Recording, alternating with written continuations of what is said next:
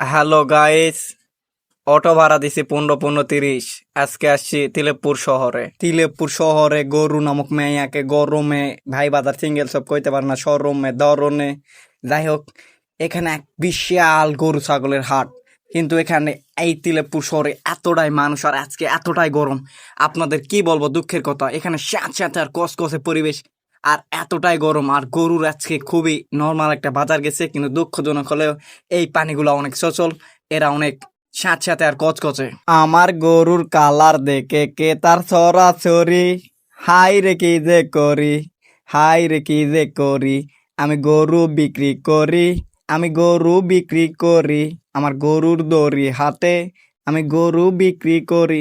যাই হোক, এই শহরে এতটাই আজকে গরু উঠছে যে বলার নয়। কিন্তু ও মাই গড, অল্পর জন্য এক জনগণকে মারিয়ে দিল না, কিন্তু গরু মনে হয় ঠিক সাদিয়া পালন করছে। আর ঠিক এই কারণে সামনে এই তিলেপুর শহরের যদি আপনাদের একটা স্টোরি বলি, আপনারা শুনে অবাক হবেন। এই বাজারের ছেলের থেকেও ঠিক মেয়েরা বেশি বাজার করতে আসে, এই জন্য এই বাজারে কোনো জিনিস বা কোনো প্রোডাক্ট কিনতে পাওয়া যায় না। আর এখানে মেয়েদের গরমে তিলেপুর শহরে একদম স্যাঁত স্যাঁত আর কসকসে পরিবেশ, এখানে থাকা খুবই কঠিন। দেখতেই পাচ্ছেন একটা এলেনে ছোট বাচ্চা বোরকা পরে গেল, সামনে এই পেঁয়াজ রসুন দাদারা মোবাইল যার মনে চালাচ্ছে। কিন্তু আজকে এতটাই গরম যে আর মহিলা মানুষের গরমে থাকা যাচ্ছে না।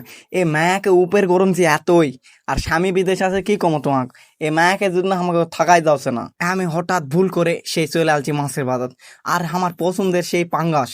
কিন্তু আমার লয়, আমার দূর এই পছন্দের পাঙ্গাস, এই পাঙ্গাস মাছটা অনেক লাফালাফি করছে। কিন্তু কি কমু, এই মায়াকে জন্য মাছ কিনেও শান্তি নাই। এই মায়ারা যে জায়গাত যায় ওই জায়গাত বাজার করে কোনো শান্তি নাই।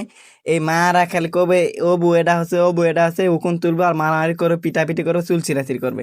কিন্তু খৈচালা ডালা মালাই কুতে হাত দেওয়া যায় না। আর যাই হোক, সামনের দিকে এগিয়ে যেতে হবে। আমার এই পরিবেশটা খুবই ভয়ঙ্কর আর স্যাঁতস্যাঁতে মনে হচ্ছে।